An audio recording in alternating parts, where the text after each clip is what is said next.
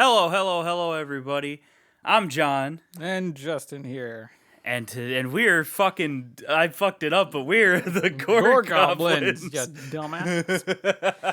the show where we talk about movies we love Some we don't. and some that we haven't seen before, like Today's. What did we watch today, Justin? High Tension. Came out in 2003, directed by Alexandre Aja. Aha. I don't think that's how you say his last name. He was like, take on me. Yeah, see, look at that. He directed Crawl. He directed the Hills Have Eyes remake. Crawl was great. He wrote the remake for Maniac. Maniac. But he's a French filmmaker. And in France, this movie is called, what was it? Attention, something like that. Yeah. It's which it's spelled Haute and then tension. I was mispronouncing it wrong my whole life. But this is a movie from France. It's part of the New French Extremity movement, which is a movement that was pretty prominent in the I guess from like the late 90s to the late 2000s. Martyrs is on that list, which is one that is on our list. Irreversible, Gaspar Noé in general, his films are on there. Stuff like Irreversible. I don't think Enter the Void is though, or Climax. Climax should be though. Climax is also on our list, as is Irreversible. We'll get to those when we get to them. I'm not excited about Irreversible. Irreversible is a tough thing to watch, but. So is Climax, actually. Climax is very anxiety-inducing. I live for watching tough to watch things. Yeah, but this one was considered like a very extreme film at the time, which is kind of funny because it's violent, but like I don't think it's any more extreme than like anything that comes out nowadays anyway. Or anything before it, really. Yeah, anything before, like it's just it's unsettling, I guess, with how. I guess blunt it is. I don't know. It's a very gritty feeling movie. It's got a lot of desaturated colors. Yeah. It's very dark, and I think it's pretty neat. But yeah, it came out in 2003. In the UK, it was also called Switchblade Romance, which spoilers. Kind of gives away the whole fucking movie. Sounds like a story an emo kid would write. Yeah, right, a little bit. But you would know, wouldn't you, Justin? Anyway, I wasn't a writer. I just drew weird pictures. So yeah, that's this movie, and I'm excited to talk about it today because I got a lot to say about it. Do you? Yeah, what'd you think about it, Justin? I'm gonna start with you though. Look, it was fine. I liked it. For what it was. It's like one of those movies where you're just sitting there bored browsing through like Amazon and you click it and you just be like, I'll watch it. It gave me feels of movies like Joyride and The Collector and The Collection. Oh yeah. Which in my opinion are better movies. But I mean this movie was good for what it was. Yes. The twist, I'm still debating in my head whether I like it or not, but I understand why the twist is there. I'm still processing it. My thoughts will be concluded by the end of this. Don't worry. There's a lot to talk about. So this movie, Alexandre Aja and the other writer, Gregory Levasseur. I don't think that's how you say it. They were childhood friends, and they ate croissants together, and they grew up watching video nasties from the 70s, shit like Last House on the Left, Texas Chainsaw, all that. Although Maniac is a big influence on this film from what they talked about. There's a little Easter egg to it in one scene even, and so they grew up watching that, and they decided to write this movie as an homage to that kind of horror because this was the late 90s, early 2000s. We were in a post-Scream world at that point. Every fucking movie now is meta and has nothing but teenagers getting killed. And it only works with Scream, but all these other fucking things tried to do it. Like Halloween. Chucky. And Chucky, too. But with Chucky, I can forgive it because it's already a ridiculous premise to begin with. But that's besides the point. We'll get to that when we get to it.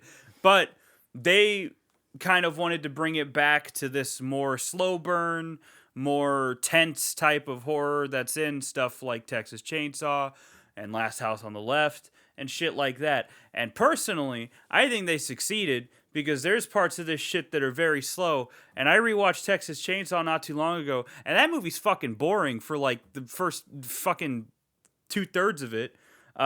If we're being honest, still really good, still very unsettling. Wait, you're talking about the first one, right? Yes. Okay, yes, because yes. when you say Texas Chainsaw, I think I'm aware. 3D or the new one. Listen, we're not And talking then I'm about like, 3D. do We're your not- thing, cuz. No, I'm gonna kill you. Yes. I knew you were gonna I got fucking it. say that as soon as you said 3D. Anyway.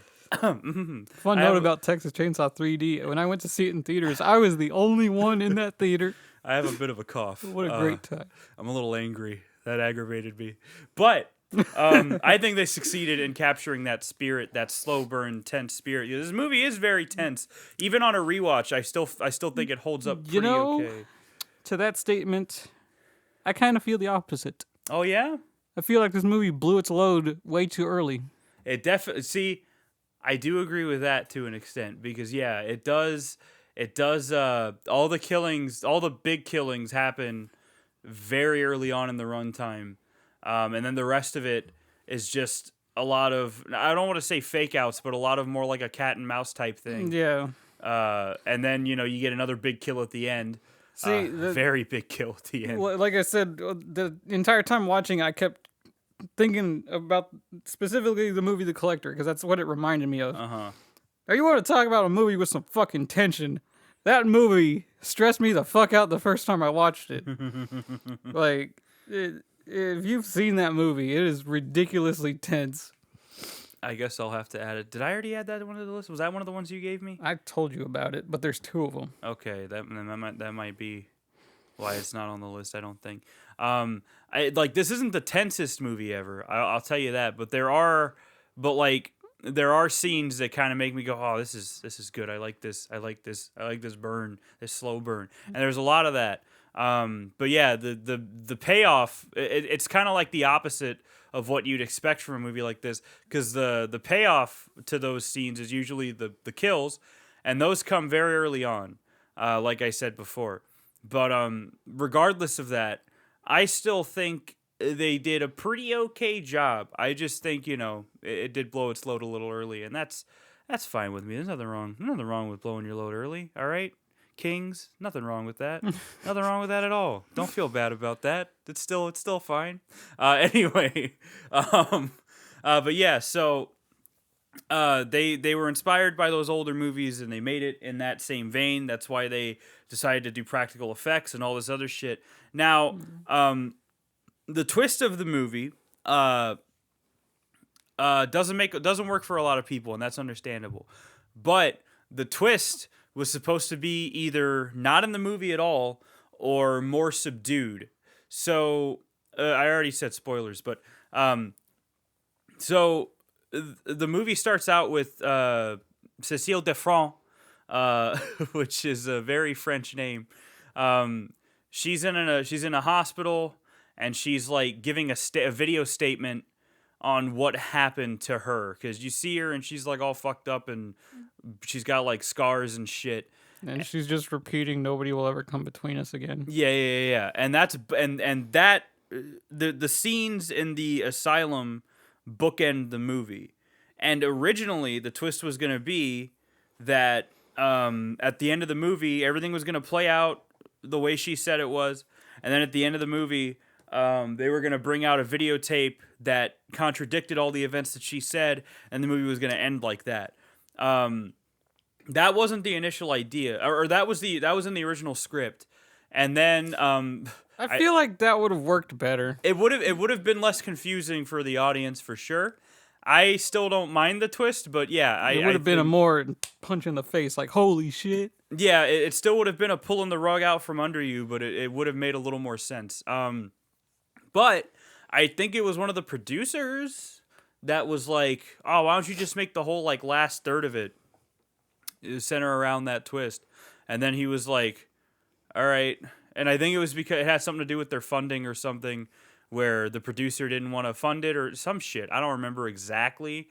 But, the director talked a lot about it in the commentary. The director and the writer both talked a lot about it. And then there's some audio commentary on the Blu-ray with Cecile talking about her role as Marie and all that other stuff. And there's a lot of cool tidbits that I'm going to talk about when we're going over the plot of this thing.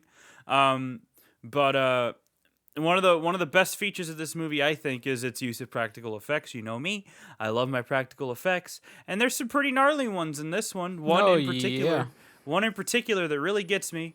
And they were done by I can't remember his name. Hold on, They were done by fuck. No, it wasn't him. It was what's his fucking name?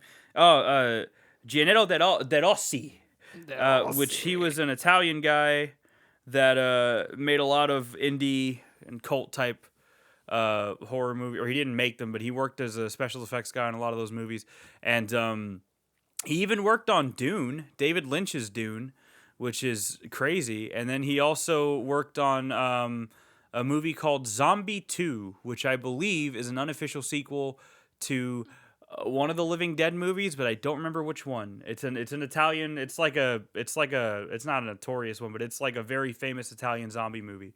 And it's called Zombie 2, despite having nothing to do with anything else. It's kind of like Troll 2, where it has nothing to do with anything, but they just called it Troll 2 because there was another movie called Troll, and they thought people were gonna like watch it because they would think that it's a sequel to that movie, even though it has nothing to do with that movie.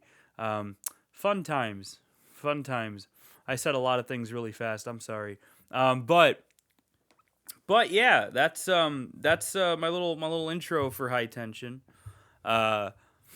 So I guess we could start going over the plot and all the things that come with that. I don't think I have any side tangents to this week. I would have if I had gone to see fucking Barbarian like I wanted to with my friend, but that didn't work out.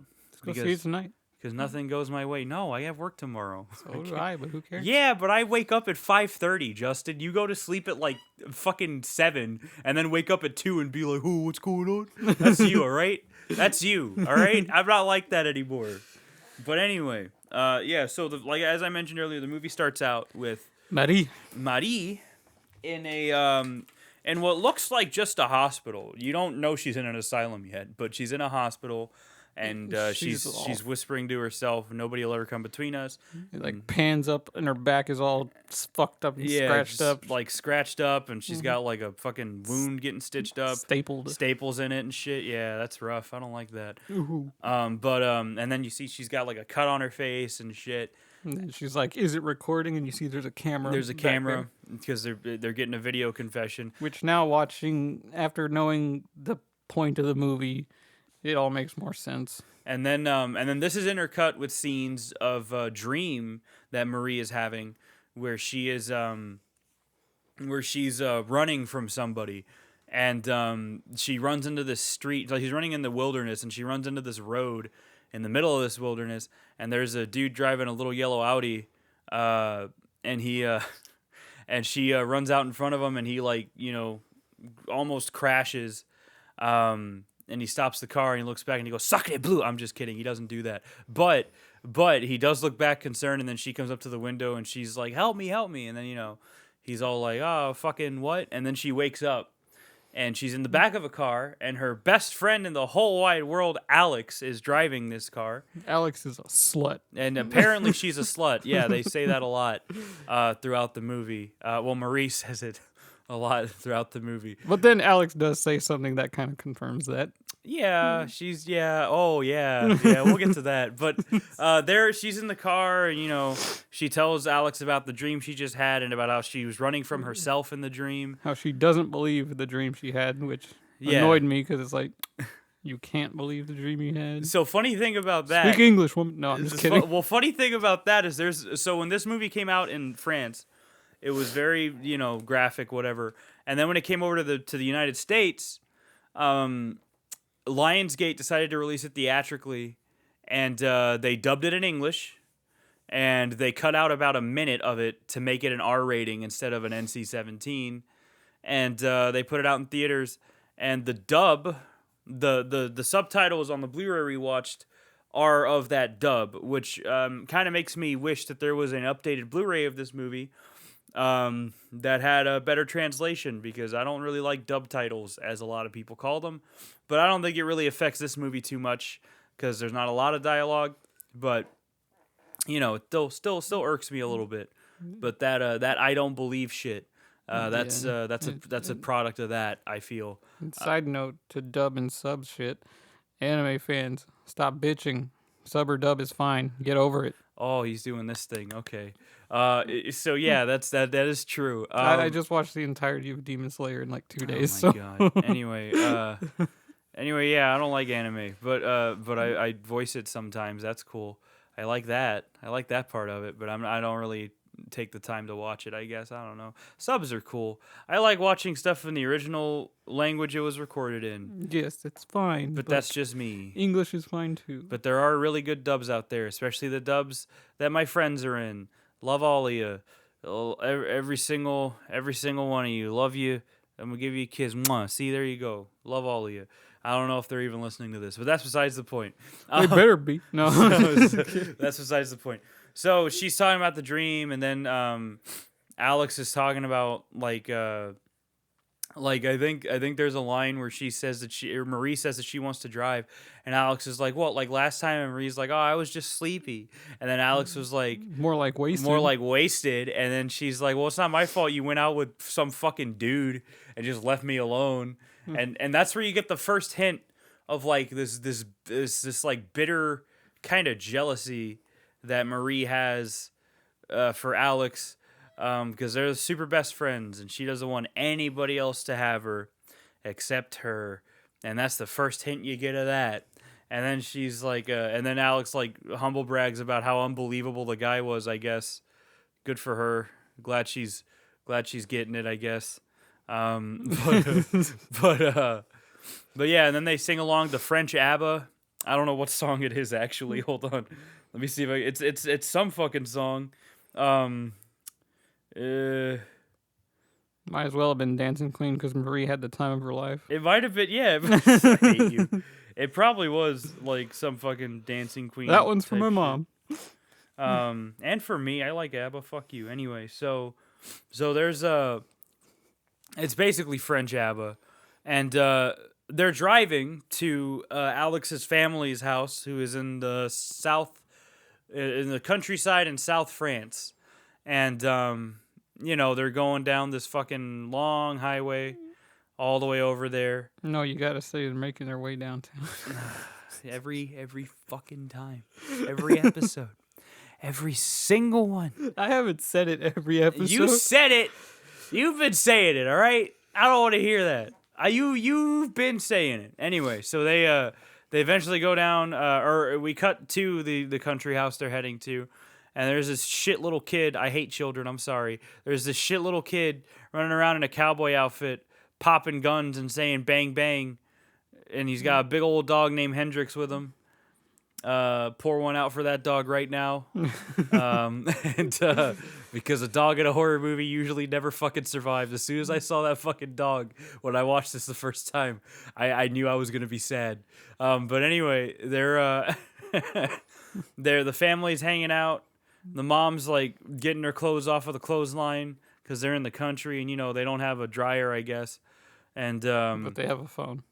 They do have a phone, yeah. And then you get like this scene of this trucker in a Jeepers Creepers type truck. It's a Russian truck, I believe, is what they said it was in the commentary. And he's what looks like it looks like he's just having a good time. You know what I'm saying? You see the top of a woman's head. You can piece this together. Yeah, it looks like he's just having a fun time with a prostitute. But then this dude takes getting head to a whole new meaning. Because as he finishes off and drives away, he drops a severed head out the window. Yeah, you weren't joking about using that, huh? I was not. Well, okay. Sorry, Mom. Anyway, he drops his severed head out the window. Now, there's a lot of people, for some fucking reason, because they already know, upon a rewatch, you know the story already. And there's people that are like, okay, well, obviously, the trucker isn't a real person or whatever the fuck they think, and they think the severed head is Alex's severed head, but it's not. The director says that outright in the commentary. He's like, oh, a lot of people think this is Alex's head, but it's not. He's like, I need to be clear about that. Apparently, How would you think that? I don't know. It doesn't make sense, Even right? after rewatching it. It doesn't make sense, but you know, that's you know how it is with movies like this. There's a lot of not conspiracy theories. God damn it. There's a lot of theories about what everything means and what's a metaphor and what's this and what's that, which, you know, The very truth is French. out there. Very French of these people, I guess. I don't fucking know. Yeah, their chefs are controlled by rats, and like, I mean, Yeah, you know, Ratatouille, baby, love it. I think Wally's better, but you know, that's fine. get the fuck out of here. Listen, I love Wally, all right? Wally, a fucking little shit-ass robot made me cry when I was little, all right? I don't want to hear it. I don't want to hear any Wally slander. I do like Ratatouille, though. Ratatouille's very good. Old fucking Coffin Man. I don't know why I call him Coffin Man. I think it's because, like, the shape of his room is a coffin, like his office or whatever. The fucking critic. Oh. I don't remember his name. I don't remember his name. All he wanted was that good, you know what I'm I saying? just remember Linguini getting that girl that he should never had. All right, well, anyway, moving on. Then it cuts to the girls coming home at night. They're listening to some other fucking song now.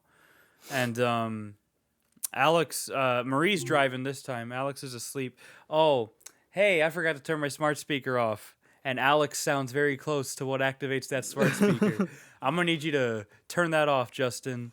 What? So look at it. Look at the smart speaker over there. There's a light on top of it. I need you to tap that light, not the dot, not the other one. There's You want me to tap Alexa for you? No, listen. I'll get her off your back. No, don't. All right, I hate this man. I'm gonna kill him one of these days. It's the. This? Yeah. Come on. There you go. You did it. I'm proud of you. Your little boop boop. You did it. Justin gets a cookie because he did it all for the nookie. The what? No, it's come on. I listen. I don't know all the words. Anyway. Because Limp Bizkit sucks. It does. They still suck. That's the name of their new album. That's ironically pretty good. But that's besides the point. They're in a cornfield. Speaking of new metal, they're in a cornfield, and Alex is asleep, and Marie's like keeps looking at her, and then they're in the cornfield. Damn it! Now you said that, and I was just thinking if something takes a part of me. You and I were meant to be. Listen, man. Listen. I don't want to hear it. Fucking okay? Marie's just listening to Freak on a Leash in her head the entire movie. Probably, dude. Marie seems like the type of girl that would like hear Vermilion once and just be like, "Oh, it's so me." Like that's the type of girl she seems like. All right. And I know you're looking at me weird, Justin, but you know what? That's okay. Anyway, I have a cough. I'm sorry. I got really bad congestion. I hate it. But yeah. So Alex is like, wait, I see somebody in the cornfield, right? And then she gets out of the car and she fucking like walks off and shit. And Marie is like, Alex, come back. Alex, come on. Where the fuck you going? And then Marie gets out to follow her. And they go and she goes into the cornfield and she's like looking for her, calling her name and shit. It's a real certified heavy rain moment. Also French. Like when he's yelling out, Jason, like that kind of shit, but it's Alex instead. Talking about that game? Yes. That was Certified a heavy rain game. moment. Yeah, French people, man. Let me tell you, they make some stuff. But she's looking around, and initially, there was supposed to be a shot of the truck that the killer drives in the cornfield, but they cut it out because they didn't want to make it even more confusing than it already was. So, you know, good on them, I guess. I don't know. I guess. And then Alex gets back in the car, and French ABBA starts playing again. And Marie's like, "Oh fuck, Alex!" And then she starts running away towards the car. And Alex is like fucking around with her and like playing a joke on her. And she's like, she's just being you're It's best like, buddies. I knew this had to be a joke because what sane person runs into a cornfield at night? I don't know, man. Alex does apparently. Good for her. I'm glad she's getting it. Anyway, so then they arrive, right? They get there. Marie meets the family. There's another line where like her dad says something kind of creepy, admittedly, where he's like, "Oh, it's nice to meet you in person instead of just seeing a photo of you." And Marie, visibly kind of creeped out, as like, "A photo?" And then Alex is like, "Yeah, the one we took in Spain." And then she's like, "It's on top of the fireplace or whatever." You're part of the furniture. Yeah, you're part of the furniture. What a weird thing to say to somebody. Fucking whatever. That's like, whatever. Maybe it was like a tiny stab at Chainsaw Massacre. I don't fucking know. For maybe. Oh yeah. Hey, look at that. That's probably that might have been why that line was in there. Huh. That's funny. Anyway, so Alex introduces Marie to everybody. Except her mom, who's asleep already. Yeah, her mom's asleep already. All she meets is the dad, the little brother, and the dog. And the dog. R.I.P. to a real one, by the way. But the dog's there, and then she's like, "Oh, doggy, cool." And then it's like, and then she's like, kind of just taking it in, And then she goes to, I think Marie goes to her room because Alex shows her where her room is. She goes to her room and Alex like talks to her mother or whatever, and Marie's inspecting the bathroom as you do. That's the first thing I look at when I'm at somebody else's house. Let's be honest.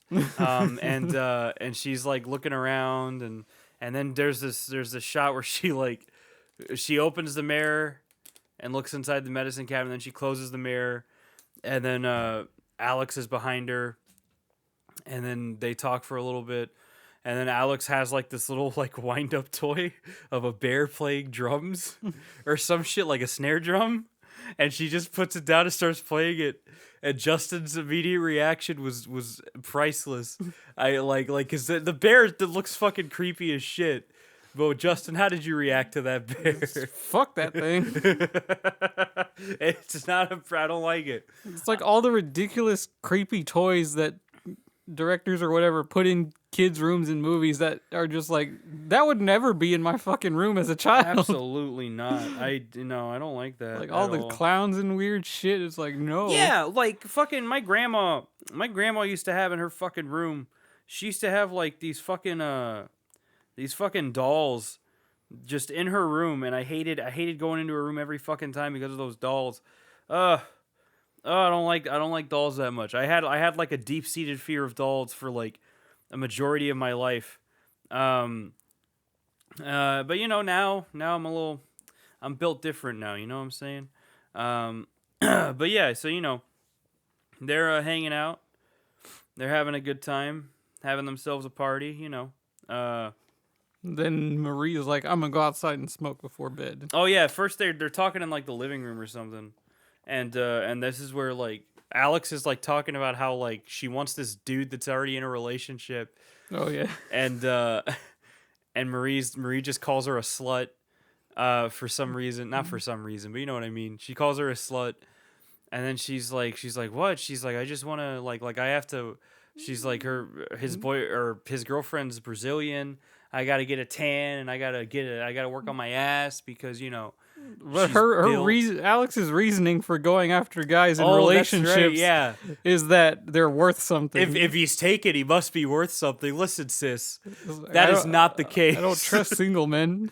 You know how many people I know that are taken that aren't worth it? Let me be real, all right? There's too many of them. Anyway, so... So yeah, there's that little scene, and then Marie's like, "I'm gonna go outside and smoke." So she does her best Eminem cosplay and throws a hoodie on, and she goes outside and sits on this wooden swing. She starts smoking, and there's this conveniently placed window where Alex is just taking a shower. A scene that I forgot about when I initially watched it. And she's just taking a shower, and I think the director was talking about how like. That scene was not filmed through a window, like it was like a weird like mirror shot that they had to do, and they just made it look like a window of the house. That house, by the way, is apparently made up of like 3 different houses that they just like combined with editing.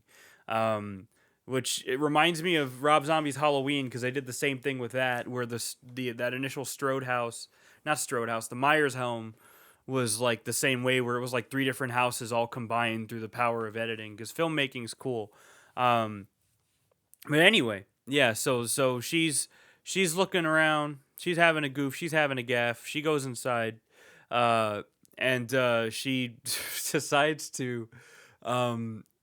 Get real comfortable in her guest room. She gets real comfortable, puts on some reggae, and then and then you hear a zipper, and then you just think, oh no, to this, and then she just starts just having herself a good old time in her guest room to some reggae music, which I guess if that's what works for you, doesn't really work for me. But I guess women are just different. I don't know, but it does not work for me. So she's going ham. You know, she's fishing for some beans. You know how it is. And and while this is happening, and there's some implications here with this scene. While this is happening, the killer is driving up. While this is happening, while she's living this fantasy in her head, you know, going at it, going down there. Going to town, you know, flicking the bean, if you will, looking for the boatman in the canoe. You know how it is. She's doing she's doing her thing. The implications are that, and the director noted this too, where he was like, you know, he said that first he said that she definitely now one thing about this commentary was that they were speaking in very heavy French accents. I couldn't make out a lot of it, and there are some things that I'm going to talk about that took me a second to realize what he was getting at, because English obviously isn't his first language. But he mentioned how Marie didn't want anybody in the room, or Cecile, the actress for Marie, didn't want anybody in the room when she was filming that scene. Understandable. And he said, but you know, it's just kind of funny because like we still had like the camera assistants and everybody watching the footage on a screen in the other room, so it's like she wasn't really alone. He's like, so you know, it's just kind of, he's like, it's just whatever. But you know, she was, once she got past her nerves, it was fine. But then that reminded me, there's this David Lynch movie called Mulholland Drive, which is not super similar, but it also deals with the way a character's remembering things in their head versus the reality of the situation because they love another. Holy shit! Because they love another woman. Okay, so Mulholland Drive is a fantastic movie. I love Mulholland Drive. It's probably my favorite David Lynch movie. Something about fucking lesbians, man. I don't know why. My favorite fucking movies always have lesbians in them, or they're French, or both. I don't know what's wrong with me. Oh, let's ask Josh. But stop. But Mulholland Drive, there's a scene where Naomi Watts, who's great in that movie, by the way. This was like her breakout role. Naomi Watts is masturbating while crying about the fact that her ex left her. And there's an interview on the Blu-ray where she's talking to David Lynch, and they're talking about that scene.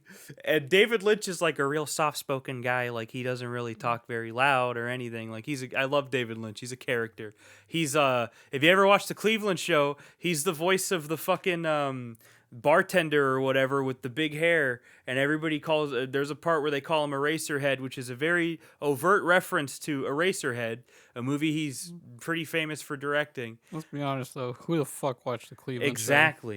The only reason I know about that is because of Twitter, because I never watched the Cleveland Show. We all know American Dad supremacy. Without a doubt, American Dad is the best thing Seth MacFarlane has ever done, outside of maybe the first Ted, because I like that movie. But that's besides the point. And the first, like, half of Family Guy. Yeah, first 3 seasons I'd say are pretty strong, and then everything after that just tanks really hard. But yeah, so Naomi Watts is talking about how when they were filming that scene, it was just her and David in the room, and she had like a fucking like head splitting migraine, and she was like. And a lot of like her distress and like crying while she was filming it is still in the movie.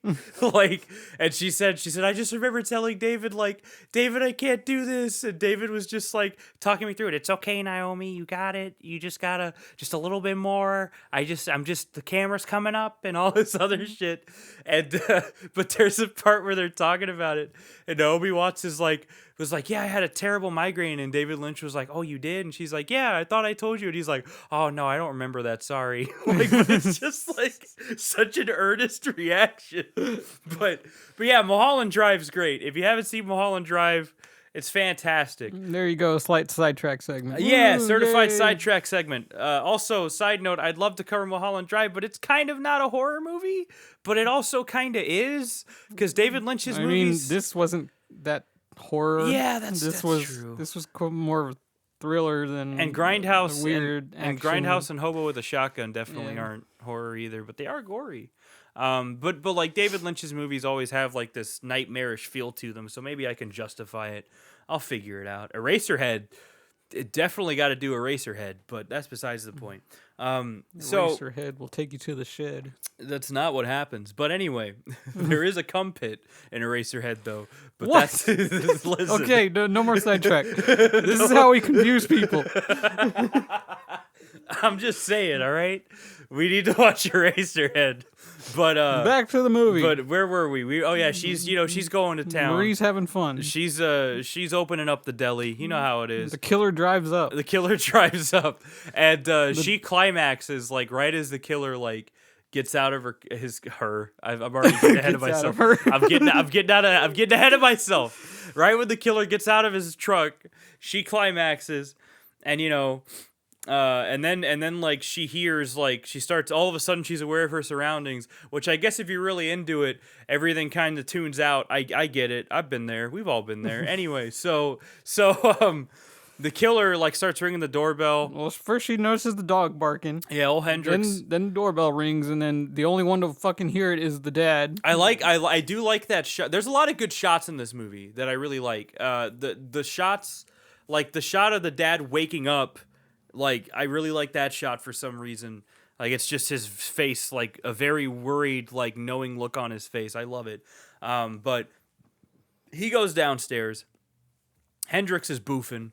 He's boofing hard. And the dad's like, hey, yo, what the fuck do you want? That's not what he says, but he's like, what do you want?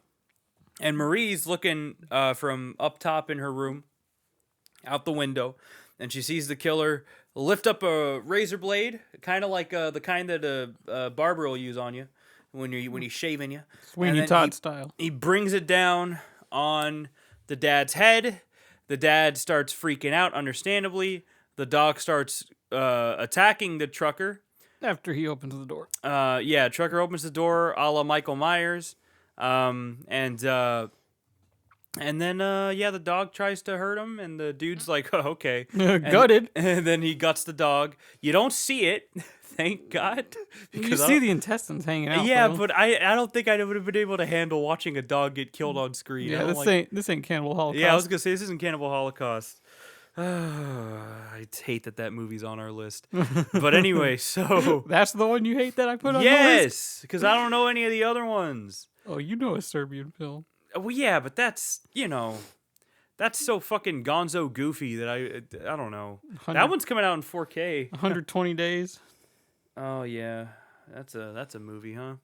Did I put that on? I don't know if I put that on the list. Either way. Anyway, I need to. If I didn't, I need to buy it, first of all. But, So, he gets the dad like that, and the dad, like, tries to climb up the stairs, and the killer comes up and pushes his head through one of the slats, and in a very inventive kill, he goes towards a dresser, pushes everything off of it, brings the dresser, lines it up with the dude's head, and just pushes it into him. This dude's head like twists off and then just gets smushed like fucking jelly. and then just blood just starts fucking shooting out like it's a fucking Japanese samurai film. It's incredible. And the director was like, I talked to a doctor about this, about whether or not the arterial spray would be like that.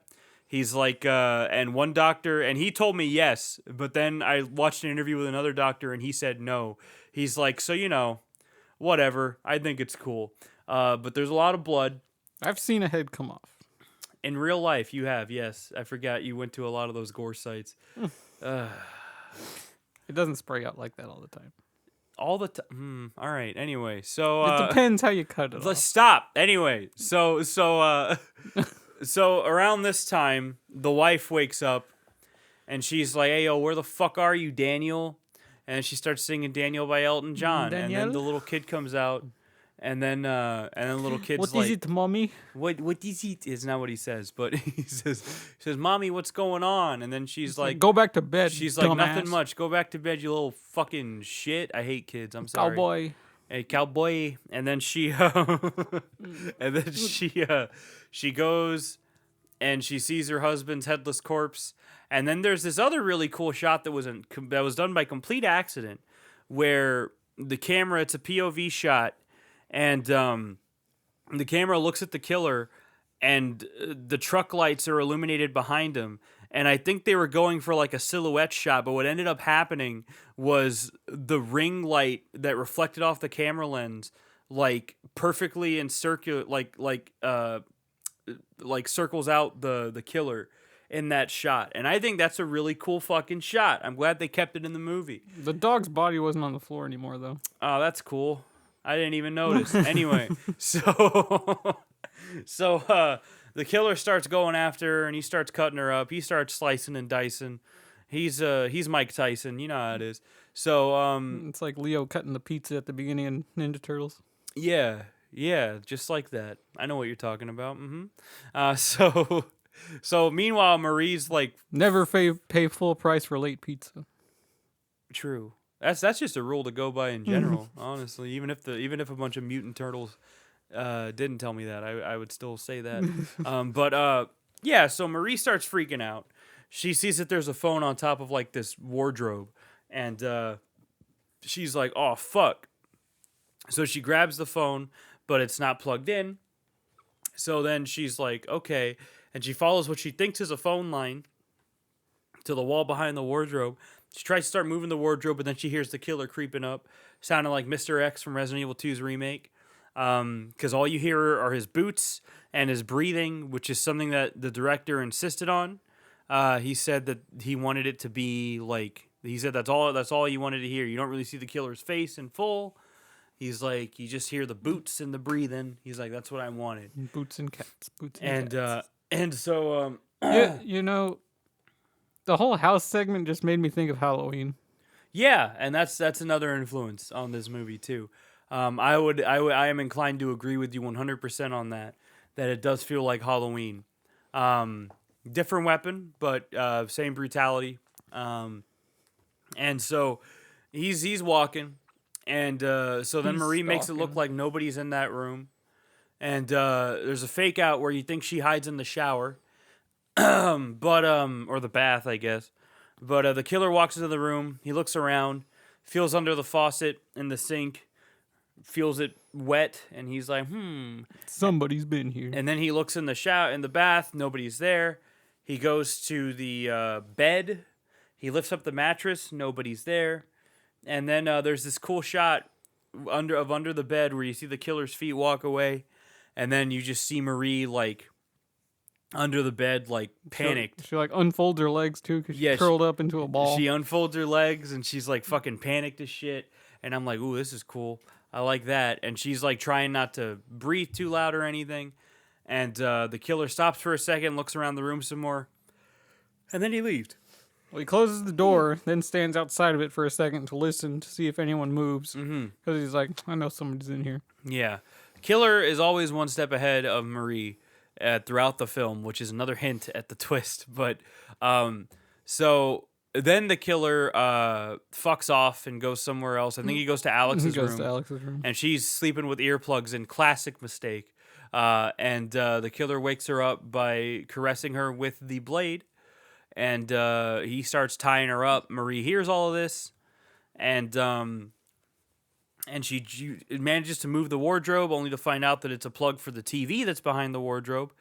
She's real upset, but then she starts looking for other options, and she finds a phone cradle in the parents' room, but she can't find the phone. And then she hears a noise again, so she runs into a closet that has one of those doors that has like all those slats in it. You know what I mean? Like Halloween. Like Halloween, yes. And the mother runs in, all pieced up. You know how it is. And I really like this part because it got me. the first time I watched it. She goes for the phone that I guess she had hidden, and she's trying to call 911 or whatever the fuck the French equivalent is, and like she starts heading for the closet, I guess, to hide too, and before she can get to it, and this is a Marie's POV again, the killer fucking just swoops in from behind the doorway, grabs her by the hair, and then in probably the gnarliest kill in the movie, slits her throat. And it's a very good effect because that shit that shit got gaped. Mm-hmm. That's a rough cut. I've seen crime scene photos that look like that, and yeah, you can slit a throat that deep. And it's cool because in the special features, the makeup guy De Rossi was talking about the prosthetic that he made, and how like all the detail he put into it. Like he went through the trouble of like putting a vertebrae in there and shit. Really cool. And Philippe, I don't know his last name. Philippe Nahon. I'm gonna say that's his name. He's a character actor in France, big guy. And he was talking about how nervous he was to like do the scene because they were using a real switchblade, mind you, dulled, but like still real, and it could still cut. So he was like, I was just nervous that I was gonna go like too deep or something. He's like, because I had to cut the prosthetic. It was a razor. Yeah, the razor, and he's like, but he's like, scene came out really well. I think I liked it. Also, side note, the killer in this movie is based off of an actual French killer, serial killer named Emile Louis. He was a bus driver that targeted mentally handicapped people, children, I believe, and killed them. And he went to prison, and he actually kind of looks like the killer in this movie. It's kind of weird, but that's just a side note. But then, so he cuts her throat open, and she struggles for a bit, and then she collapses with the phone still in her hand, and the killer starts cutting away at something, and there's blood getting all over the fucking closet doors and stuff, very bloody, and then eventually the killer walks off, wipes the blade off on his pant leg, and walks away, and then Marie leaves the safety of the closet, caresses the mother, and then the mother's like, "Why?" Yeah, and then as soon as she said that, I was like, "Wait, why are you saying why to her?" Right? Like, okay. The mother like wakes up. I kind of see where this is going. The mother like wakes up though, and that's a part that the director talked about with Glee in the commentary, because he was like, that's the one that always gets the audiences. He's like, every theater we sat in, every showing we sat in, it's like it was like just a jump scare button that we just had like ready to press. He's like, it was really fun. And but yeah, she wakes up and she's like, why? And then like she brings her arm up and it's like missing the hand, and real good effect on the bloody stump there. And then she dies. Dead. And Marie's like, oh, fuck, I can't believe you've done this. And then she goes to try the phone. Phone does not work. And then she's like, oh, fuck. And then she looks out. And then I think she looks out and sees the little, Alex's little brother. First she goes to Alex's room, then they see that. Okay. Because I couldn't remember if she went to Alex's room first, because I know she's in Alex's room when he gets got. But yeah, the little kid runs outside and he's like, Mommy, you ain't gonna find his mom in the cornfield, which is where he's running to. Because he's a fucking idiot. He was like, guess I'm children of the corn now. Yeah, boy is he. He does become part of the corn. Because the killer follows him outside, grabs a gun. A shotgun, mind you. Shotgun from the back of his truck, and just goes kid hunting, and bops him. Or as Josh would like to put it with one of his favorite Insane Clown Posse songs, chicken hunting. Oh, God. Anyway, so then he shoots the kid in the back. Now, the director also talked about how initially they wanted that scene to be like the camera would be in front of the kid as he's crawling away, and then the shooter was going to shoot him in the head, and his braids were going to get all over the camera. But then the director was like, but we felt that was going too far, so we decided not to do that. And I was like, huh, that would have been something. That definitely would have been something to see just a kid's head get blown apart by a fucking shotgun. I would have gave props to that. Yeah, that would have been ballsy. It's like there's this movie. I think it's called Feast, where there's like these weird fucking monsters. They like the first movie's like a big fucking weird joke, if I'm thinking of the right movies.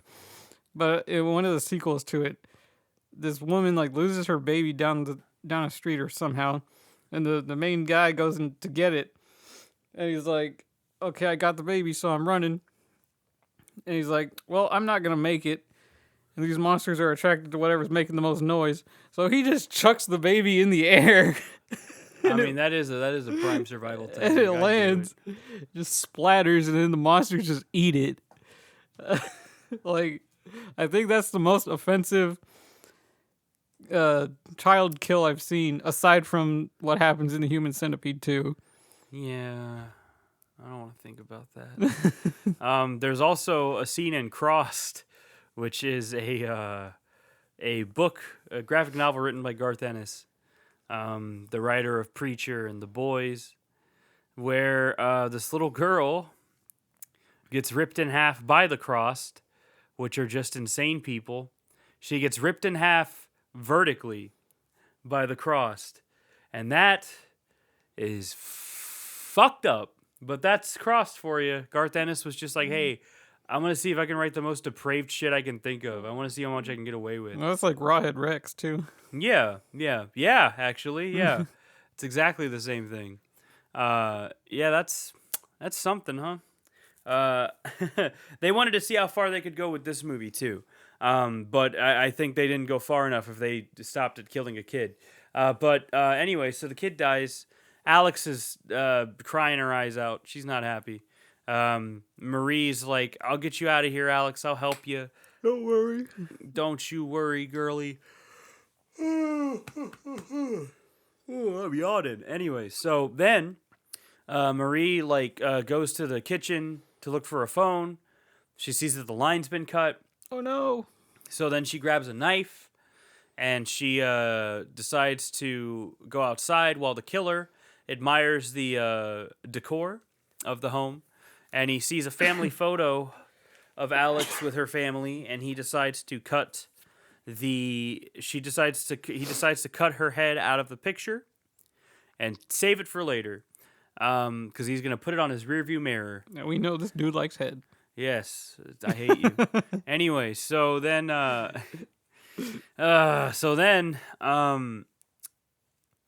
Marie, I think at one point the killer goes inside the house and Marie gets to the truck and she's trying to help Alex and she's like, oh shit, I can't. And then she gets ready in a part that I really like. She gets ready to stab the killer with her knife that she has. And the killer just shuts the door on her without knowing she's there and then locks it. And she's just kind of like, oh, fuck. And there's another really good shot where she's watching the killer carry Alex away. And Marie's face is shrouded in darkness. And I really like that shot too. There's a lot of good shots in this movie. I like another Halloween-esque shot. Yeah, very Halloween-esque. It also reminds me of the Criterion cover for Ingmar Bergman's The Seventh Seal, where Max von Sydow's face is covered in shadow. Very cool cover. And so Marie is stuck with Alex now. She's able to jimmy the back door open while the trucker's driving away, and he's listening to some fucking music, I don't know. And he puts Marie's head on the rearview mirror, and with the knife, Marie, like I said, jimmies the back door. They get to a gas station. My man starts loading up that petrol, and she's like, and then Marie's like, "Sacre bleu, we're at a gas station." That's not what she says, but you know what I mean. So then she looks inside. She opens the door, and she runs to the gas station. She asks the clerk, whose name is apparently Jimmy, to call the cops. And he's just like, what? You all right? And then she sees the killer coming, so she runs away. And then the dude's just like, okay. And then the killer starts making small talk with the gas station guy, clerk. And it's obvious that they know each other. And the killer's, walking around. He admires an axe for a moment. Because it's crazy that a gas station just sells a fucking axe, if we're being honest. I don't think I've ever seen that anywhere in America. Not even at like a fucking Buc-ee's. Like, I've never seen a gas station just have fucking hardware tools on hand. That's crazy. I'm sure there's one that has it somewhere. I'm sure. But anyway, so then like he starts toying with him, and he's like, "Oh, I bet you got this is like you're here all alone. I bet you fuck women or something." And then Jimmy's like, "Nah, I'd lose my job." And didn't stop one of our friends, but Shout out to James. Shout out to James Campbell. Love you, buddy. Anyway, I don't think he's listening to this either, but that's besides the point as well. So then the killer tries on some sunglasses. Because he wears his sunglasses at night. Yeah, fuck you, man. Oh my God, I hate you. You had that one saved up. You fucking had that one. I just literally thought of it. No, you didn't. Yeah, you I had did. that one saved up, and you were like, I'm not going to tell John this one. I'm just going to say it. No, I hate you. I just thought of it. That's why I said it so quick. I don't believe you. Anyway, so, yeah, so then the killer, or Jimmy notices blood on the killer's hands, and he starts reaching for a gun that he's got under his under the counter, I guess, under the whatever behind the counter, and then the killer like caresses Jimmy's like hand, and he's like, how much do I owe you? And you for a split second, I was like, oh, this is French. They're gonna have sex. Didn't happen, but but he's like, oh, you owe me this much. You taking the sunglasses? And he's like, nah. He's like, but I do need some booze because, as we've seen earlier, the trucker likes to drink and drive, while also taking women, I guess. And so the Jimmy goes around to get the booze. He grabs a bottle, turns around, the killer's right there, and he's like, hey, yo, G, you got this brand? This other brand that I actually want? And then Jimmy's like, sure, let me look. And then he grabs it. He turns around, and in a very obvious, Obvious homage to The Shining. Obvious homage to The Shining. Thank you, Justin. I'm a yawn boy tonight. In a very obvious homage to The Shining, he comes at him with an axe, buries it in his chest, real hard. Like it's like the shot's almost exactly the same and everything. It's crazy. And the director was like, yeah, he's like, it took us a while to figure out how to make this shot work on a small budget. He's like, at one point we had like a pig's body that we just dressed up like a man and just struck it, but that didn't look good. He's like, and eventually we figured it out. They had like some kind of harness on them that had like a blood pump that they just hit in the middle. No, but the best part of this kill is the clerk falls down on the axe, and then the killer just stands on his back and just slowly stomps him down onto the axe, and you just hear the pushing, and it's like, oh. That's a rough way to go, man. Poor R.I.P. Jimmy. Pour one out for a real one. Anyway, Marie runs away real quick. The killer decides to make it look like the gas station is closed. And Marie runs into a bathroom that is bigger than any gas station bathroom you've ever seen in your life, because it's not a gas station bathroom.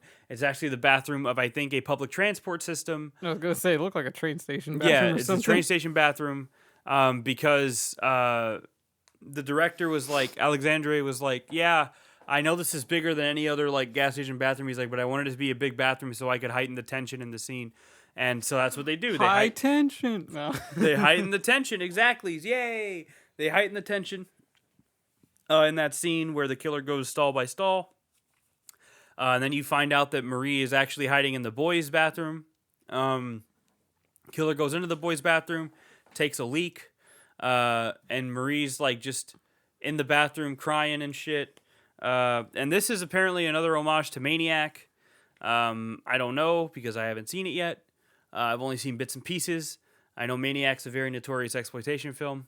But, the killer leaves. Marie makes sure that she's safe.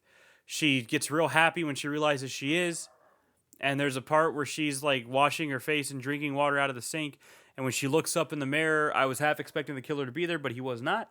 Instead, you hear the killer driving away. And Marie's like, by the way, I just want to say Cecile de France really acts her ass off in this movie, especially after the twist happens. I really like it. I think it's really cool. I think she's really good in this movie. She's part of the reason I like this movie so much, because I really like this movie. But she hears the trucker driving away, so then she steals. She tries to call the cops first, and the police are like, "Oh, what are you talking about? Fucking, which gas station are you in? I don't know. Where's the fucking the truck? Did you get a license plate on the truck?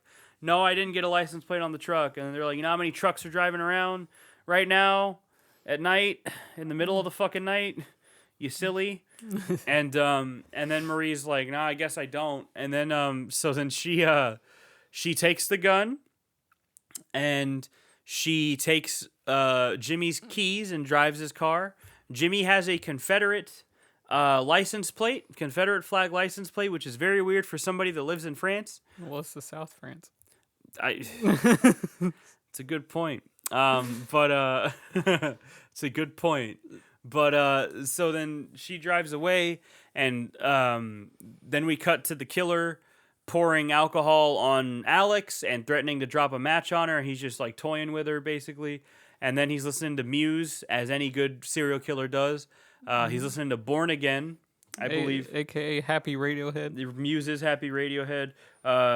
Shout out to my boy Bryson. It's Newborn. Bryson's going to shoot me. It's Newborn by Muse. And shout out to Bryson. R.I.P. to him. He didn't die or anything. He just moved to Dallas. But I hope he's doing all right. He loves Muse more than anybody I've ever met. Maybe not more than anybody, but he really likes Muse. But yeah, so he's listening to Newborn by Muse, and meanwhile Marie's chasing after him with the light on in her in the car, which at first I thought was just the dashboard lighting her up, but no, it's the light. The overhead light. The overhead light, that's the word for it. I'm sorry, man. I got a cough. It's scrambling my brain. So they're following each other, or she's following the killer, and the killer goes on this dirt road, an old dirt road in a town you wouldn't know. And A lyric by Josh's hero Aaron Lewis. And there's too many inside jokes, man. Because let's face it, if you like Stained, you like Aaron Lewis's Lewis's solo country. Because they're shit. Essentially the same thing. Yeah, just one's without distortion. Whatever. I don't like. Whatever. Anyway, so then they're following. She's following him, and she loses track of him, and then which didn't make sense to me. Yeah, it doesn't make sense, because then the killer is behind her all of a sudden, and then she grabs the gun, and then the killer honks his horn, and out the window he holds the bullets, and he's like, "He didn't check to see if the gun was loaded, you stupid bitch!" And then he drops all the bullets, and he's like giggling to himself like fucking Winnie the Pooh. And that's like the scene in Taken when he goes to his French friend or whatever to get help, and he's like, he took his gun, unloaded his gun, and he's like, "You're losing your touch. You can't even tell the difference between a gun that's loaded and a gun that's not." And then he shoots his wife in the leg or something. Honestly, it feels like some shit I would see in John Wick. Shut up, Justin. Anyway, so bad movie. So if you like good movies, it's good. If you don't like good movies and your name is Justin Easterling, it's bad. I just don't like Keanu Reeves. Oh, my name's Justin. I don't like one actor in a movie, therefore the whole movie is bad. Look at me. I'm a boy, I guess. Shut up. I hate you. Anyways, anyway. He drives Marie off the road. She hits a fucking log or some shit, and it launches her car, and she gets all beat up. She walks out. She's bleeding. She's got an open wound, and she touches it like an idiot, because you don't want to do that because you get an infection. I do that. Yeah, but yeah. Well, Justin likes infections. I don't know. He's a strange little man. Strange. Not as strange as his brother, but still pretty strange. But anyway, we're strange in our own ways. She starts going towards this greenhouse, and she finds a rag, and she wraps it around to cut off the bleeding. Good for her. Glad she's getting it. And she She finds a post that has She some finds- barbed wire wrapped to it, so she wraps it all the way around and then pulls it out of the ground. She pulls it out, and the killer She's is like, I'm about to go Negan on this motherfucker. Yeah, absolutely. And then the killer like is searching with a flashlight for her, and he he ties the flashlight to a belt so that way she thinks it's him.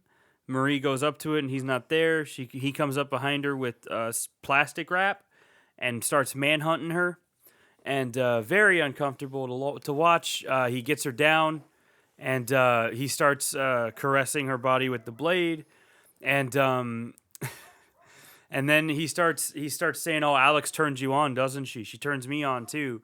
And this is your other hint that things aren't as they seem because he knows Alex's name, despite not having anybody say it or anything. And it's these inconsistencies that really add up when you rewatch it.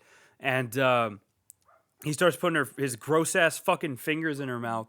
And the director also talked about how initially he was gonna sexually assault her and figure her in a very different spot, while also fingering her mouth.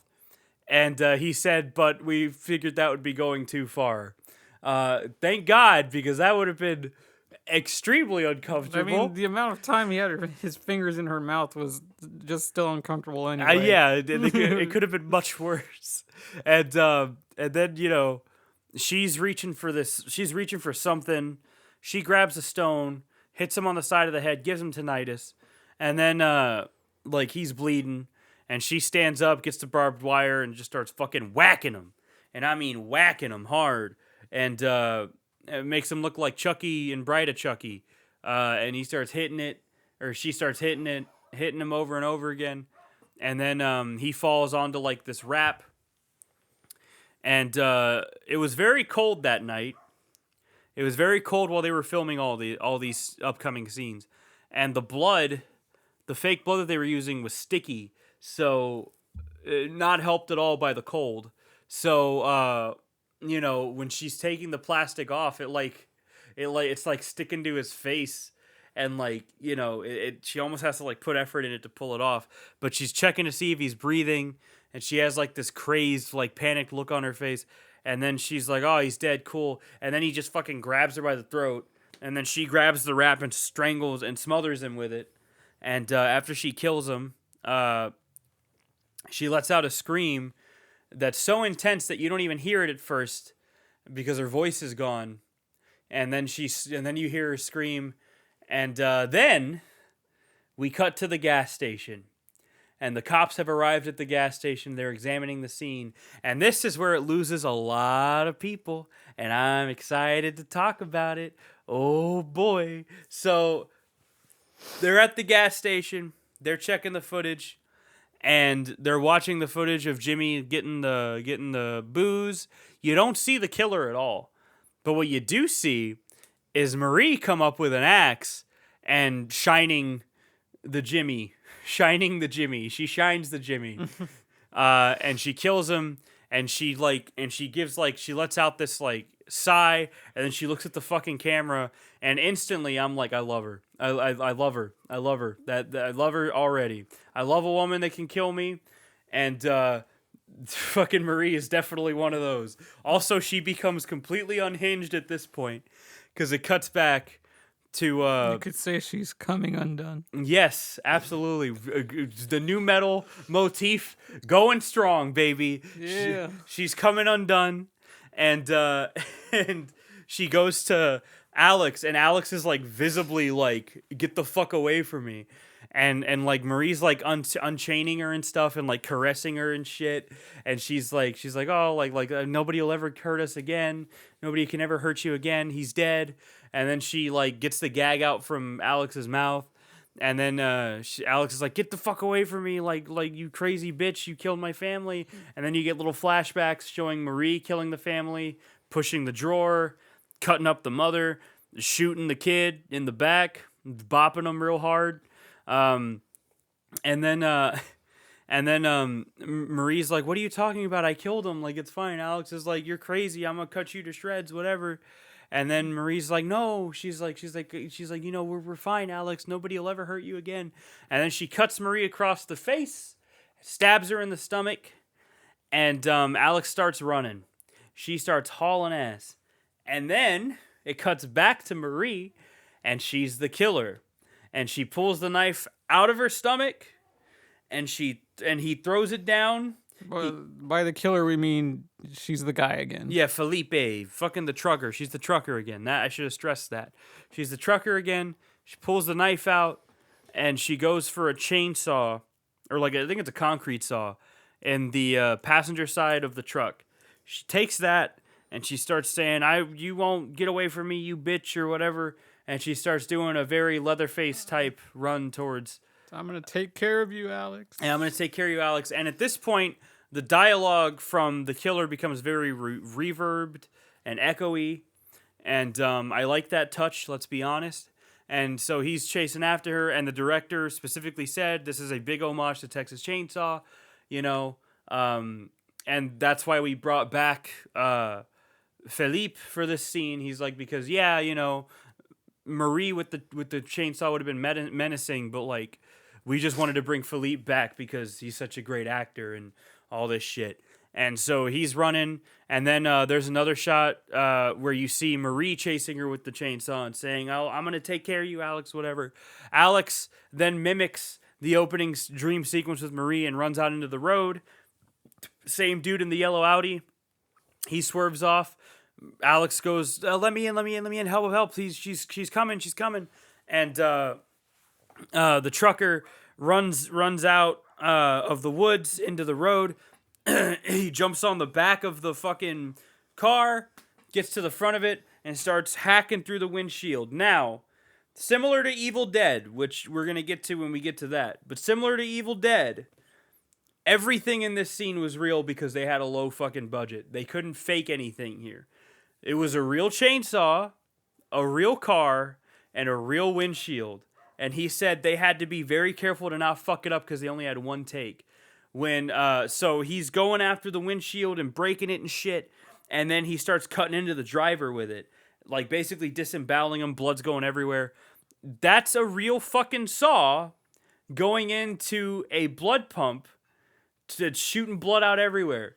They told the guy to make sure your hands stay up because they will get caught in that saw blade and you'll be fucked. They told him that, and he decided to agree to it. So he's getting cut the fuck up, and there's this really cool shot where the camera's looking at him from behind and blood just squirts all over the camera lens. Funny thing about that camera was being rented. It got used for another production, and when they were turning it to change the focus, blood started oozing out of the fucking lens, like in the Amityville Horror, and they were like... So the director was talking about how he got a call from another production saying, did y'all get blood in this? Because there's a lot of it coming out, and I think that's pretty funny. But anyway, so Alex is screaming her fucking head off in the back, and old fucking Chainsaw Man walks around, and he starts bringing the chainsaw up to her, and she's like screaming and freaking out. And then he starts like making fun of her and mocking her screams and shit. And then Alex grabs a crowbar that's conveniently in the back seat of this car in a toolbox. She breaks out the window while the killer's going around and crawls out. And of all the things in this movie, this is the part that got me because she's got a fucking huge ass shard of glass just stuck in her fucking Achilles. Ooh, baby. Ooh, I cringe every time I think about it.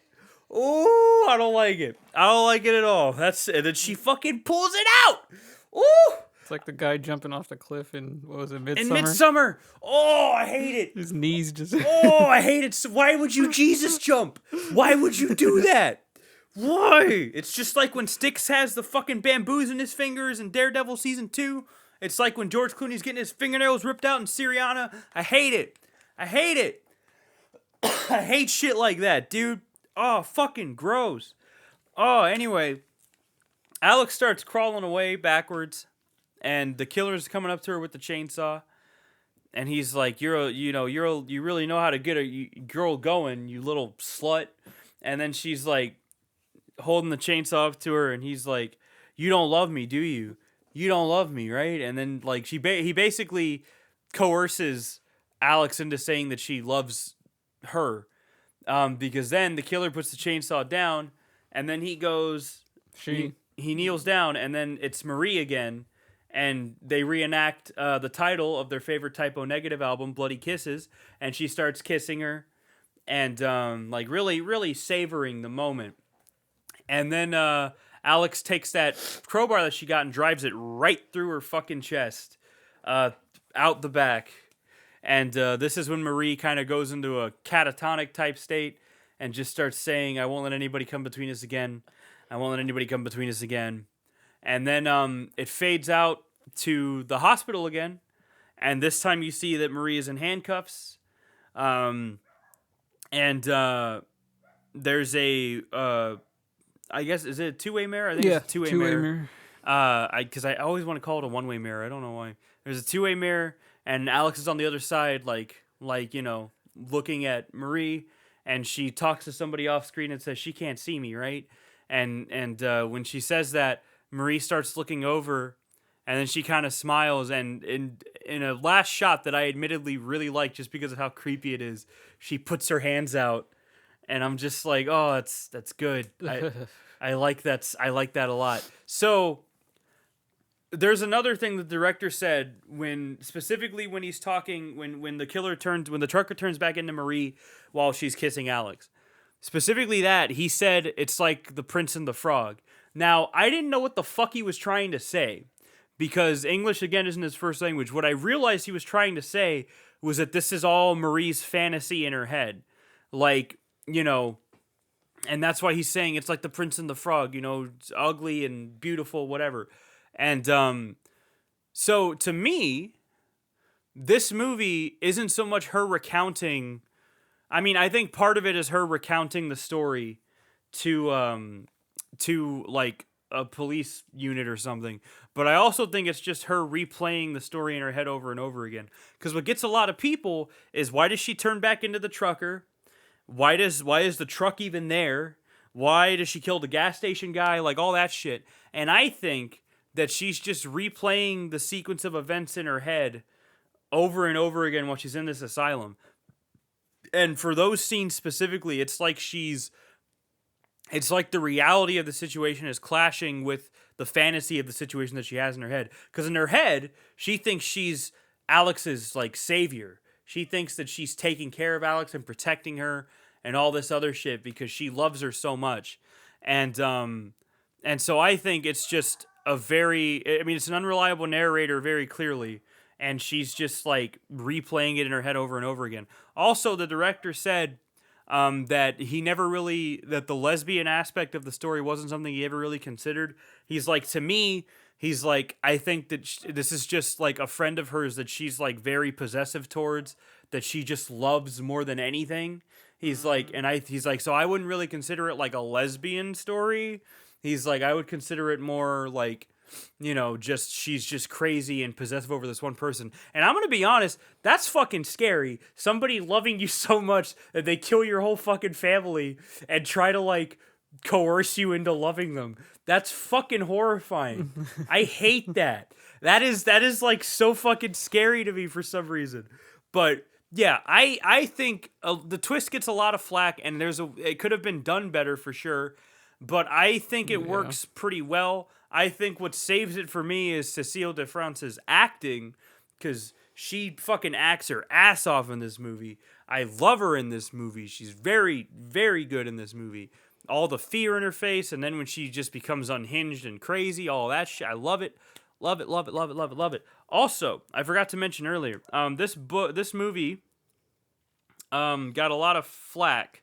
Not a lot of flack, but it got some flack because a lot of people pointed out that it followed that there's a lot of similarities between this and a novel written by Dean Koontz called Intensity, which came out in 1995, the year of our Lord, the year that I was gifted to the earth. So, uh, and Dean Koontz was asked about this in 2004, and he just said, he's like, or the director was asked about the similarities to it in 2004, and he was like, yeah, he's like, I know about it. He's like, but it wasn't really like an influence, I don't think.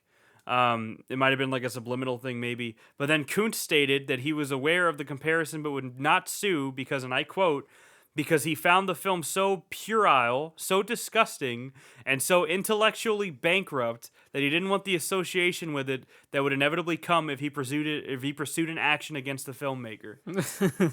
Roger Ebert also similarly gave this movie 0 stars, saying that it's poor, nasty, brutish, and short. And that he said that the film had a plot hole that is not only large enough to drive a truck through, but in fact does have a truck driven right through it. Which again, fair. It's not. I can understand why I'm not gonna act like I'm smarter than you because I think the fucking twist works.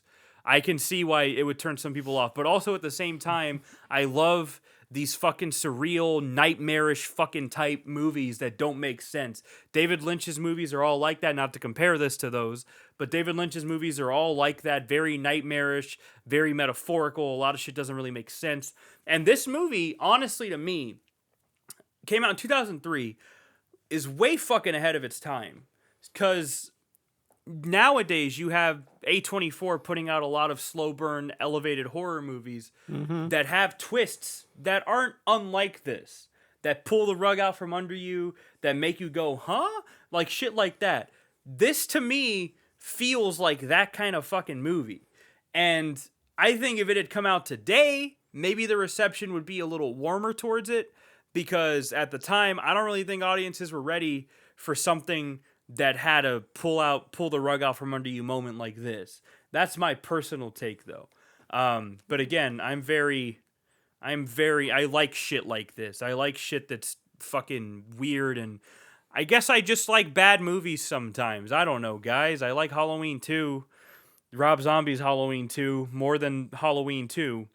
So there was a movie that had a better twist that came out before this. What was it? The Others.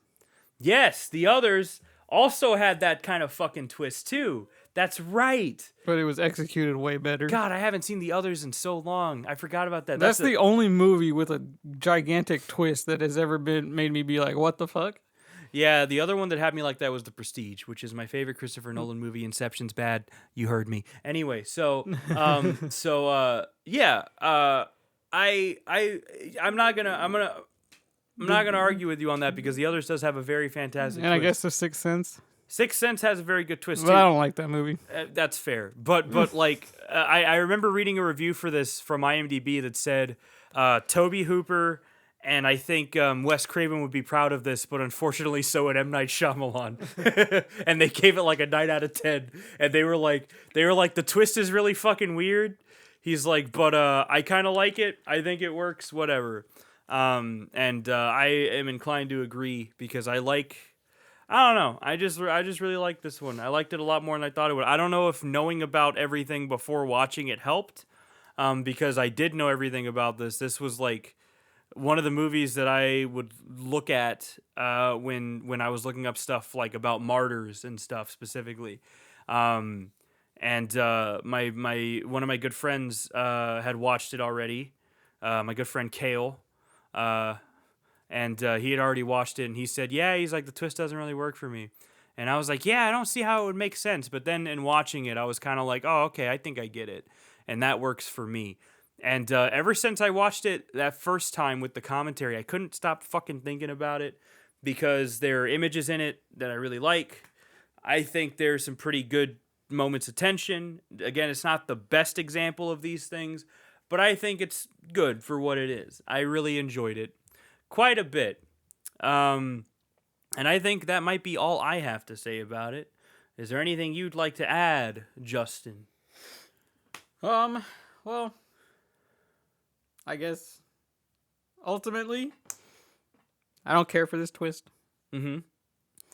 I can understand how it works because after you watch it, you get, oh, she's retelling the story in her own version, whatever. Maybe to seem innocent or whatever. Who knows? But then she kind of loses herself Yes. in getting caught up in the fantasy, so that's why it breaks character back to the trucker between her and blah blah blah. Yeah. But it's not a very satisfying thing. And like I said, this movie kind of blows itself too early with all the great kills in the beginning, minus the saw kill. Minus the concrete saw boy. Yeah. But fucking rip to him. Goddamn.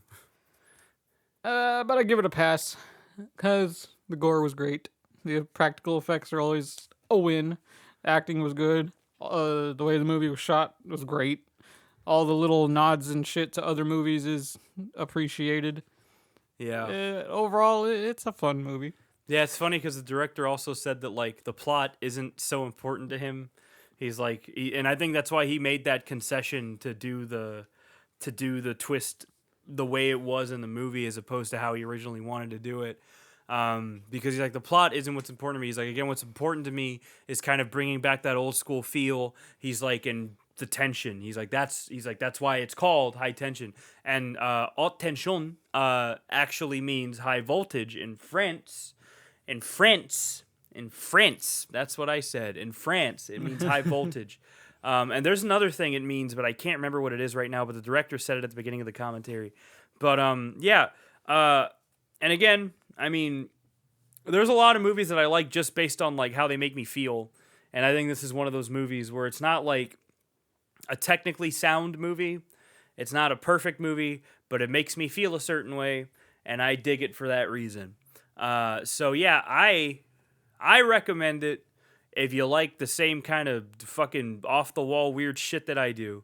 But if not, then I mean, twist doesn't work for everybody, and that's fine. Everybody's entitled to enjoy the movie or not enjoy the movie however they want, because art is subjective, and that's the best thing about it.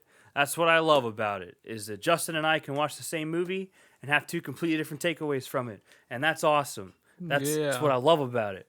But anyway, yeah, it gets my recommendation. Justin gives it a pass, I guess. Yeah. I mean, if you know the movie and know friends that don't know it, you could just have them watch it just to see their reaction to just it. to see the reaction, because that was like the best thing about this. was like, oh, I want to see how Justin handles it. And Justin was just like, huh? It was a very earnest and sincere, huh? And I get it. Yeah, I mean, I honestly, I would have, my reaction would have been the same. But yeah, that's high tension. And next week, I'm still trying to think of a pun for this movie for the Facebook post. It'll come to you. Side note: follow our Facebook page. Oh yeah, follow me on Twitter. Thanks for listening. I forgot to say all that shit. I'm sorry. Thanks for listening. Hope you enjoyed it. Do everything.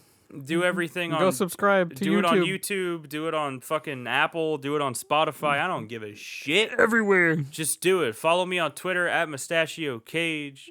My name on there is Desi Ramirez because that's what my mom should have named me, but she named me fucking John. Love you, Mom. Anyway, so yeah, follow me on Twitter.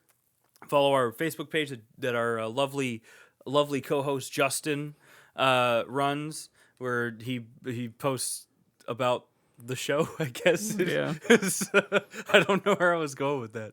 I'll find some horror-related memes to start posting on there too. Yeah, I was gonna. I mean, we got one. We got one that's really good.